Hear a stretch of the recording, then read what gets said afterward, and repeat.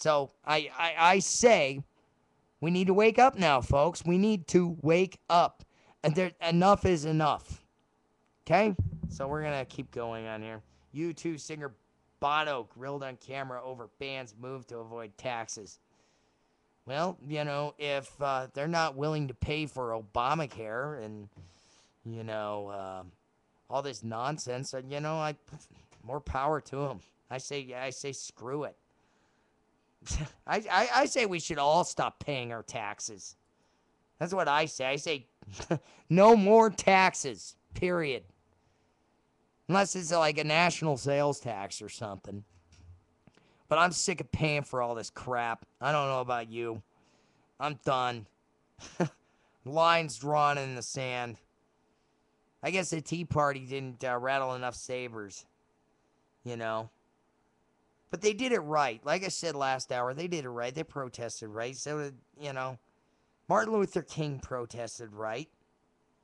The Occupy movement's not doing it right. They want to just destroy everything. They want to kill everybody, destroy everything, rape people, become hordes in the streets. They're not doing it right. They're actually abusing their First Amendment privileges. I shouldn't say privileges, it's your right. But if you're going to destroy the security of the nation, you're an enemy of the state. You're a terrorist, right?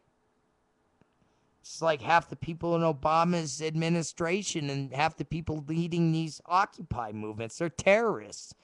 Bill Ayers, Bernardine Dorn, the list goes on and on and on. And then you see all the Islamic movements, involvements in these things. All tied to Hezbollah or Al-Qaeda or the Muslim Brotherhood. Yeah, you could say I'm a crackpot all you want, but facts are facts. They don't lie. Okay, new clues. Hillary Clinton endorses project to find out what really happened to Amelia Earhart. Oh, wow. Romney challenges student demanding free birth control in order to be happy. What the heck is going... Free birth control? What, is it a mental disorder now that you can't keep your pants on? Well, liberalism is a mental disorder, but that's another show in itself. Oh shit, that's like a year's worth of shows. I could prove that inside and out that this leftism is a disease. It's a mental disorder. I mean, yeah, I'm sure there's some good libertarian ideas out there, but this stuff is crazy. What does this study reveal about those packing heat? Interesting story. Let's see about this one here. Okay. Could carrying a gun be messing with your mind? A new study from the University of Notre Dame found that if you're holding a gun, you are most likely to think others are packing heat as well. Well, that's kind of a good thing in a way. It gets you to think that, hey, maybe I better be careful. Maybe I better not use this thing unless it's absolutely necessary. Again, it comes down to my argument that I think that everybody in America should be allowed to carry a weapon. You should be allowed to have as many weapons as you need to defend yourself and your family and to hunt with and to do whatever with. I'm sick of the government saying, oh, well, you can't have a shotgun with a short barrel. You can't have this. You can't have that. And yet these people are willing to use some giant microwave on the back of a Humvee on people here in the United States. Of course, they would never say that. Oh, no, it's just a contingency plan in case there's total meltdown. Well, let me tell you something, folks. There is total meltdown coming. Sure as I'm sitting here, I don't know when it's going to happen. I don't know when it's going to hit. I'm not a good predictor on time, but it is going to happen eventually. And what are you going to do? You going to stand there and let them take your guns? You going to stand there and let them bully you and take all your stuff? You going to stand there and let these communist vermin rape your women and children? Brainwash them? Throw you in a concentration gulag? You're going to allow that to happen? Then you're part of the problem. You're not part of the solution. I'm speaking to those of you who are true patriots of this country, who actually want to serve, who actually want to make a difference. That's where we all need to start out being leaders. We need to start leading. We need to start following the message that is given to us by our Creator, by God. We need to start listening to His message every day. He's trying to reach all of us. He's giving us plenty of warning signs and plenty of material to work with here, folks. It's what He is doing. And He is doing it. And by His grace, we're making it through right now. That's why it hasn't completely gone off the rails yet. But if we don't turn from this garbage that's going on out there right now, oh, he's gonna open up the floodgates. And then you're gonna be begging Him. You're gonna be begging Him for forgiveness. That's all I gotta say. That's what He's telling me to tell you. You know, and you could call me a crackpot, whatever. But the fact is, we need to stand together. And we need to beat the enemies within. And we need to take care of the enemies outside as well. Right now, we are in a dangerous position because we got communists inside trying to destroy the country. And then you've got Islamo-fascists and communists on the outside doing the same thing. We've never felt this kind of pressure before. But we can make it through it. That's the hope I'm going to give everybody. We can do this. We can make it through it. We can survive it. We can come out stronger and better and more in tune than we ever were before. And yes, we could come out better people if we follow God's rules. If we just listen to Him, we repent and we turn away from these abortions and this vile shit going on. If we turn away from it, then I'll tell you what, it's going to get better for us. But we need to turn away and we need to turn our eyes to Him. He's the only one that's going to save us. It's not going to be President Romney or Santorum or Ron Paul or the great Messiah Obama. It's not going to be any of those guys. It's going to be men and women saying enough's enough. Enough of the vermin in the gutter. Enough of the government putting their boot on our throat. We need to stand up and do what's right for this country and not comply with this garbage. Period. End of story. Why are we complying with it? What, are we weak?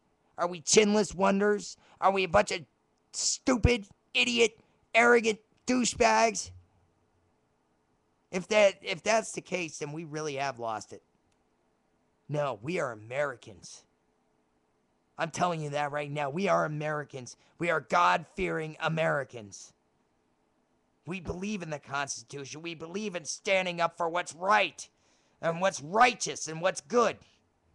We believe in building this country up. We believe in the free market system. We don't believe in communists and vermin in the gutter.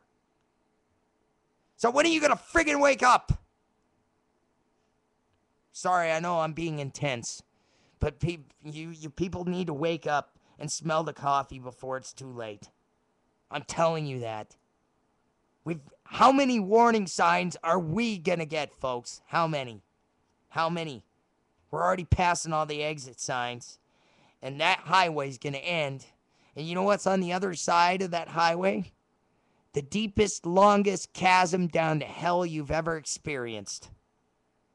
And quite frankly, I don't want to go there. But you know what? I'm going to stand up and I'm going to say this. Because I've only got 5 minutes left in this show for tonight. I will not comply with this communist, Marxist tyranny. I will not comply with it. It's not in my DNA. It is not in America's DNA. You cannot comply with it. You must resist it at all costs. You must stand up for your country, your constitution, your family, and for God. You must stand up for what's right and righteous. If not, you're part of the problem, not part of the solution. Period. End of story. Now, I know that sounds intense. I know that sounds racist or bigoted to you on the left. But I'm sick of you left-wing vermin.